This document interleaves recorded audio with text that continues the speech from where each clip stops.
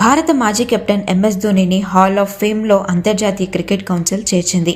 అంతర్జాతీయ భారత క్రికెట్కు ధోనీ చేసిన కృషికి గాను ఈ గౌరవం లభించింది. ఎంఎస్ ధోనీతో పాటు Matthew Hayden, Graeme Smith, Daniel Vettori, Hashim ఆమ్లాను హాల్ ఆఫ్ ఫేమ్తో గుర్తించారు. ఈ జాబితాలో చోటు దక్కించుకున్న 11వ భారత్ క్రికెటర్ ధోనీ. అంతర్జాతీయ రిటైర్మెంట్ తర్వాత దాదాపు 5 సంవత్సరాల తర్వాత ధోనీకి ఈ గౌరవం లభించింది. ధోనీ 2020 ఆగస్టు 15వ తేదీన అంతర్జాతీయ క్రికెట్ నుండి రిటైర్ అయ్యారు. ఎంఎస్ ధోనీ చివరి మ్యాచ్ 2019 ప్రపంచ కప్ సెమీఫైనల్స్లో ఆడారు.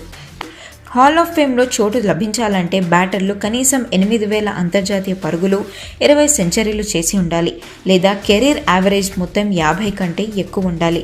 టెస్ట్ లేదా వన్డే ఫార్మాట్లలో బౌలర్లు కనీసం 200 వికెట్లు తీసి ఉండాలి.